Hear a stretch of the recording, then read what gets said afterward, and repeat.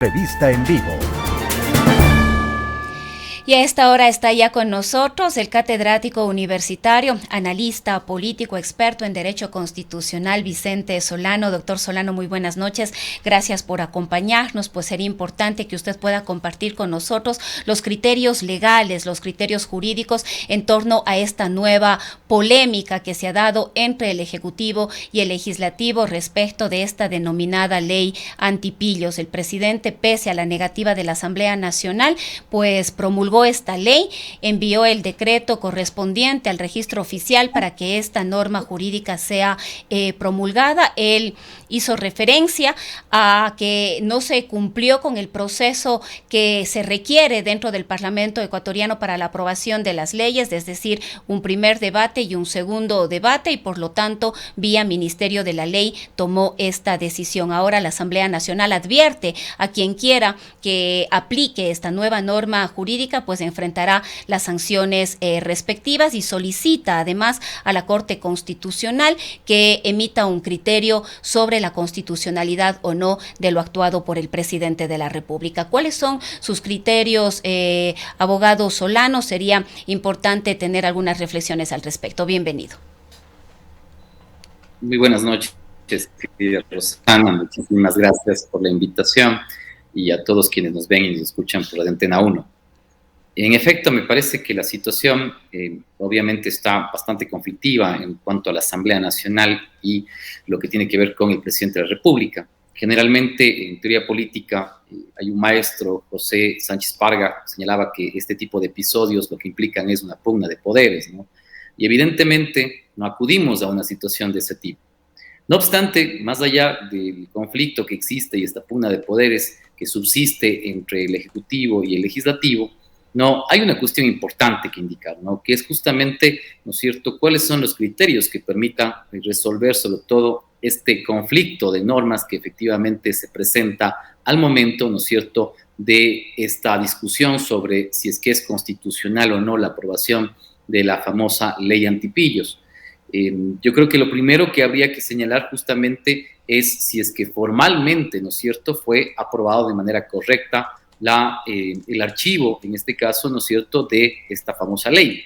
En ese sentido, la Constitución establece, desde el 132 al 140 de la Constitución, el procedimiento legislativo ordinario. Y obviamente establece también, ¿no?, de que los proyectos económicos de carácter urgente deben ser tramitados conforme a este procedimiento legislativo ordinario, pero tomando en cuenta que se lo debe hacer en un plazo mucho más acotado, que es de 30 días. Ahora bien, también hay que señalar claramente que dentro de esa normativa también, que hasta ahora al menos es constitucional, ¿no?, está justamente la Ley Orgánica de la Función Legislativa, que dentro de su artículo 60 prevé, ¿no es cierto?, la posibilidad de que se pueda archivar luego del primer debate.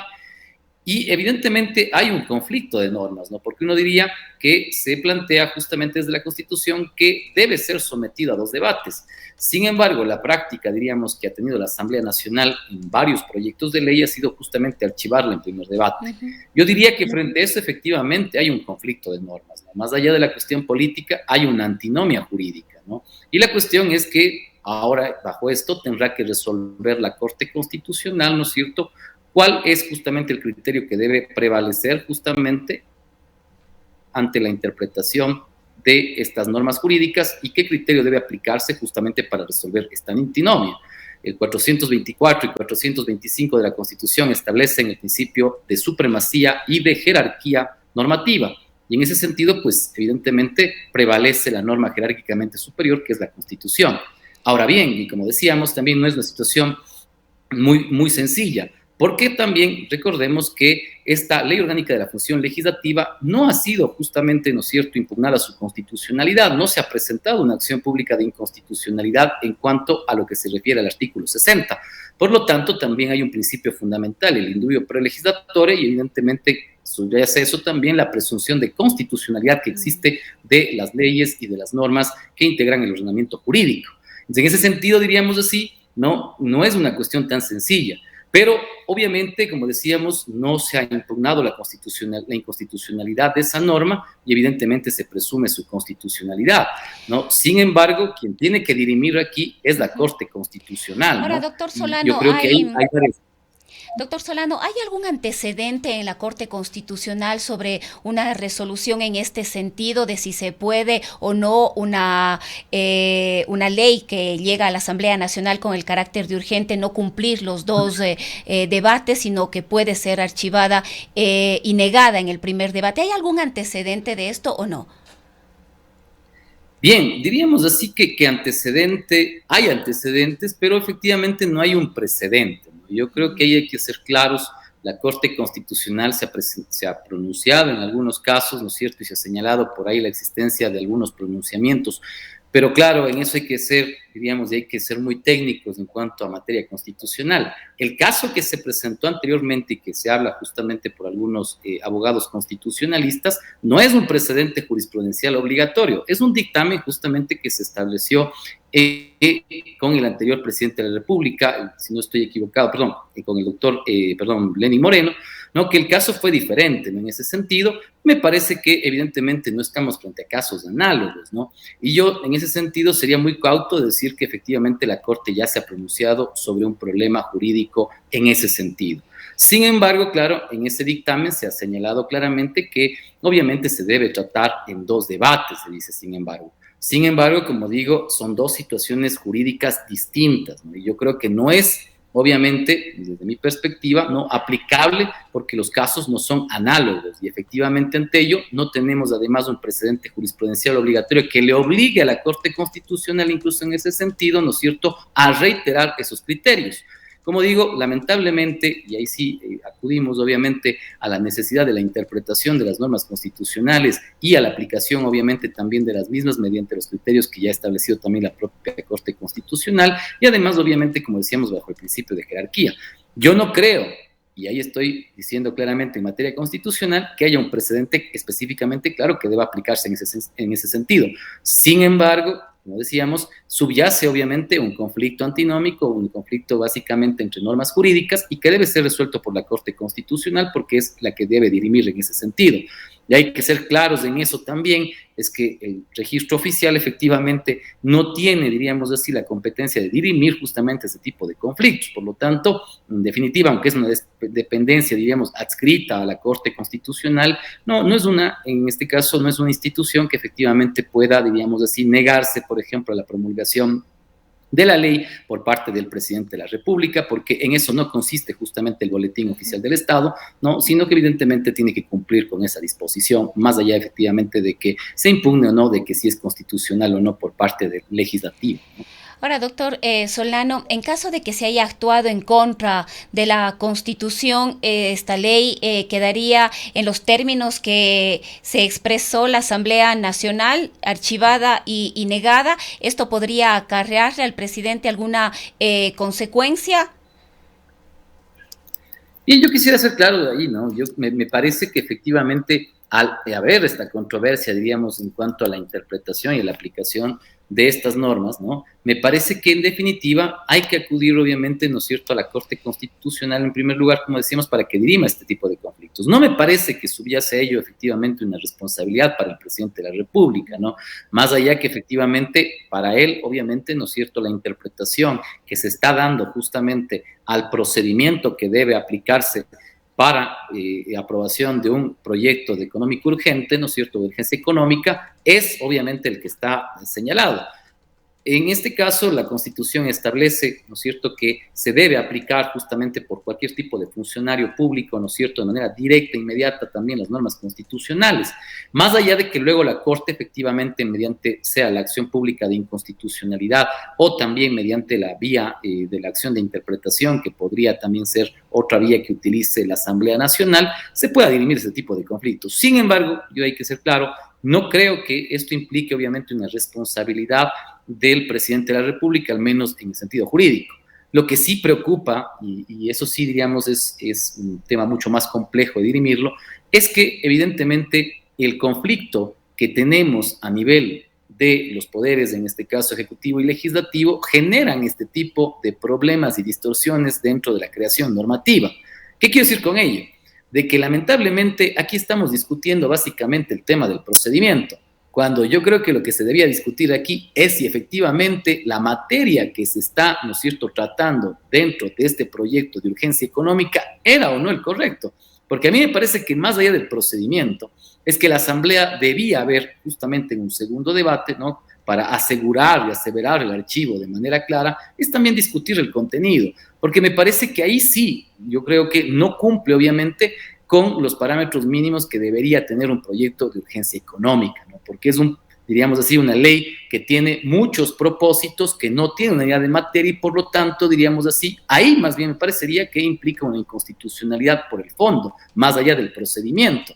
Yo creo que lamentablemente estamos en una discusión muy superflua, yo diría así, sino que lo que deberíamos hacer, tanto la Asamblea Nacional, el Ejecutivo y obviamente los ciudadanos, ¿no es cierto?, de una manera mucho más deliberativa, es conocer cuáles son, ¿no es cierto?, las implicaciones que tiene un proyecto de ley que regula una variedad de cosas que no tiene que ver únicamente, ¿no es cierto?, con el establecer un tributo.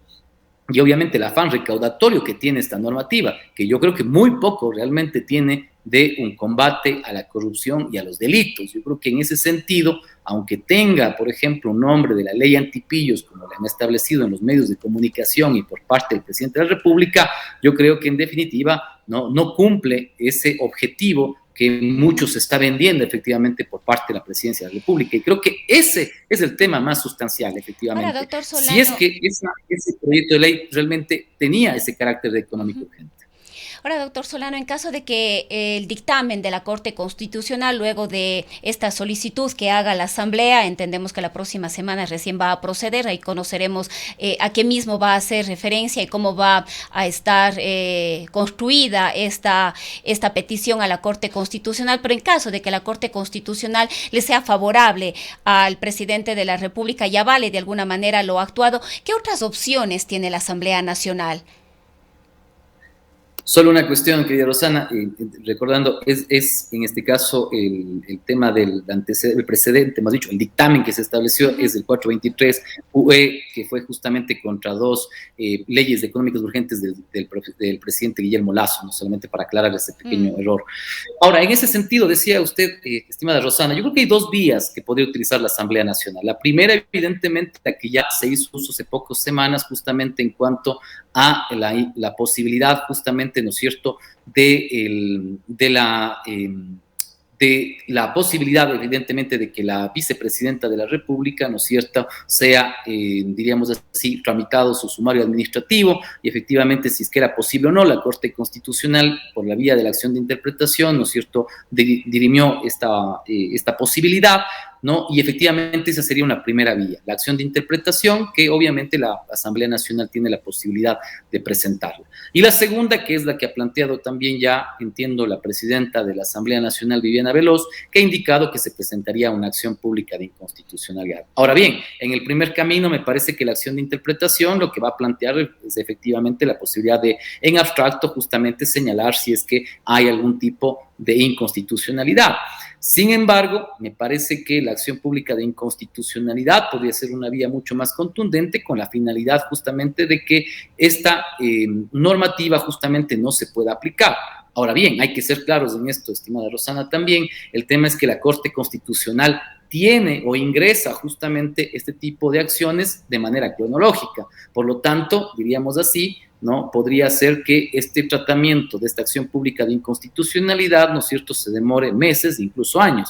Recordemos que la Corte Constitucional tampoco todavía no ha tratado justamente la inconstitucionalidad en cuanto a la ley, efectivamente, que reformó y incrementó el IVA justamente el 15%, que fue presentado ya su acción de inconstitucionalidad, sin embargo, todavía no ha sido resuelta. El problema entonces es que efectivamente esta normativa puede aplicarse, ¿no es cierto?, y posiblemente, diríamos así, en meses se puede declarar su inconstitucionalidad probablemente, pero los efectos ya van a quedar, obviamente, ¿no es cierto?, básicamente establecidos al momento ya de la aplicación de la norma. Y por lo tanto, al momento de que se pueda dictaminar la inconstitucionalidad de la misma, esto se irá a posteriori, ¿no? Y por lo tanto, diríamos así, esta normativa ya será aplicada inmediatamente. Entonces, claro, tenemos el peligro de que luego se declare su inconstitucionalidad, pero los efectos, como decíamos, no generalmente son retroactivos, en este caso son a posteriori, por lo tanto, pues, diríamos así, es muy probable que esta normativa se mantenga y sea constitucional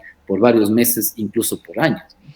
También la presidenta de la Asamblea Nacional en las declaraciones ofrecidas el día de hoy y como habíamos manifestado, advierte a quienes implementen la ley o la hagan activa que podrían acarrear serias consecuencias en los ámbitos administrativo, civil, es digamos una especie de poner en alerta. En este caso, pueden hacer eso, esas, digamos, ¿qué pasaría en caso de que efectivamente se aplique la ley? Porque entenderíamos que la ley en este momento está publicada en el registro oficial y por lo tanto está vigente. Y lo que habría que hacer es aplicarla. Pero la presidenta de la Asamblea ha dicho que no pueden aplicar ni poner en práctica esta ley. Bien, me parece en ese sentido que evidentemente también, regresando a la primera parte de mi intervención, evidentemente se presume que las leyes son constitucionales y evidentemente en ese sentido, hasta que no se declare la inconstitucionalidad por parte de la Corte Constitucional, que según el artículo 429 y 436 también establece como el máximo órgano de interpretación constitucional, se presume obviamente, ¿no?, y su legitimidad y obviamente también su constitucionalidad. Por lo tanto, la no aplicación de la norma más bien sería una cuestión que podría acarrear diferentes tipos de responsabilidad, ¿no? Me parece que en ese sentido, aunque la declaración de la Asamblea Nacional, inclusive su resolución emitida obviamente en ese sentido, me parece que no podría, digamos así, no exigir justamente a autoridades, ¿no es cierto?, que no se aplique una normativa que evidentemente está promulgada, ¿no? Y obviamente eso incluso el Código Civil lo señala con claridad, que puede ser promulgada y publicada por orden del presidente de la República. Ahí en ese sentido, como decía, lamentablemente, no, la disputa política ha generado lamentablemente de que caigamos también obviamente en una disputa de orden también jurídica. Sin embargo, diríamos así, constitucionalmente me parece que esa normativa debe ser aplicada, ¿no? Ahora, claro, usted podrá hacer uso, digamos, de ciertos derechos, efectivamente, incluso del derecho a la resistencia en ese sentido. Sin embargo, como digo, no, lamentablemente se presume la constitucionalidad de la ley hasta que la Corte Constitucional emite un dictamen, en este caso declarando constitucional o no esa normativa, y hasta eso efectivamente debe ser aplicada, estimada Rosana. Ahora, doctor Solano, quizás avanzando en otros temas, aprovechando el tiempo, pues acaba de ser censurada la ministra, la ex ministra de Energía y Minas, Andrea Arrobo, con la sorpresiva votación del sector del correísmo, que inicialmente se había mostrado opuesto a este juicio político y a esta sanción a la ministra. No obstante, gracias a los votos de este sector político dentro de la Asamblea, se lograron los 112 votos, muchos más de los necesarios, únicamente 92. ¿Qué lecturas le deja a usted esto? Bien, yo creo que la situación de la exministra realmente está bastante compleja en el sentido de que no pueda ser censurada, censurada en este caso, diríamos, por parte de la Asamblea Nacional. Yo creo que los elementos que se han juzgado, además de que evidentemente puede existir algún tipo de elemento que justifique efectivamente su censura, ¿no? Evidentemente, yo creo que es proclive al sentido de que se está juzgando además, obviamente, al propio gobierno del presidente Daniel Noboa, ¿no? En ese sentido, me parece que políticamente lo que está diciendo el correísmo es que más allá de que la exministra Andrea Arrobo sea no directamente responsable también de la crisis eléctrica que tiene el país, ¿no? Lo que está diciendo es, usted fue parte de un gobierno, de este gobierno efectivamente, y usted también es responsable, obviamente, de esta crisis, y por lo tanto, ¿no es cierto?, colige de que también sería la responsabilidad del propio presidente Noboa, que evidentemente mostraría, ¿no es cierto?, también, diríamos así, aunque la anuencia del legislativo y de la propia bancada de la Revolución Ciudadana en esta posibilidad del juicio político y más que nada en esta censura, no, es responsabilizar, me parece, al presidente de la República por la crisis que se mantiene. Y por ello yo creería que era viable, diríamos, incluso políticamente, aunque obviamente Andrea Arrobo había, digamos, tenido una posición mucho más crítica al presidente de la República. Sin embargo, me parece que esos pronunciamientos que me parecían válidos en el sentido de que ella cuidaba, dice, obviamente su integridad personal, de su familia, Sin embargo, creo que la imposibilidad, diríamos, de tener una acusación directa al presidente de la República, de los famosos incluso chats que en este caso involucraban la posibilidad de que el presidente de la República no haya tomado una decisión correcta, diríamos, al enfrentar la crisis energética, creo que eso más bien le dejó en un sitial o en un punto en el cual incluso la propia Revolución Ciudadana no iba a defenderla en ese sentido y más bien, diríamos, iba a ser parte más bien de todo lo que implicaría ese, diríamos, gobierno, ¿no? O desgobierno del presidente Noboa, ¿no? Y yo creo que por esa línea más bien es, diríamos así, la posibilidad, hemos dicho, más bien ya el hecho de que se haya censurado a la ministra Roa.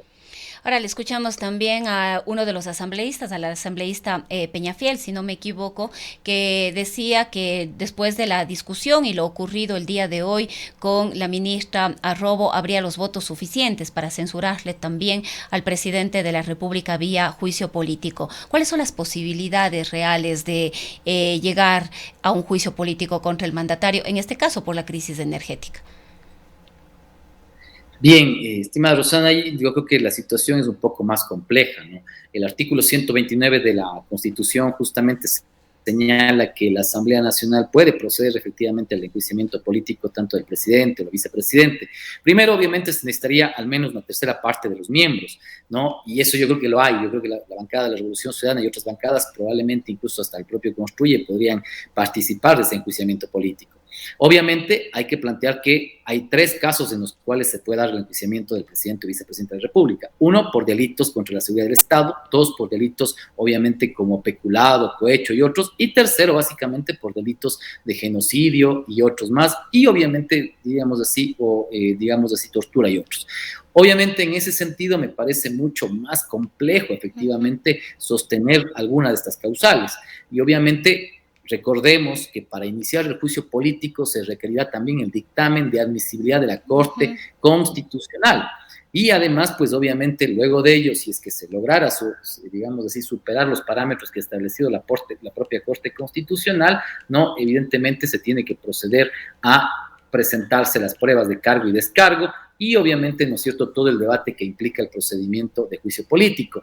Y obviamente con eso, además, ¿no es cierto?, proceder a la censura y destitución que implicaría las 2/3 partes de los miembros de la Asamblea Nacional, que serán aproximadamente 92 votos.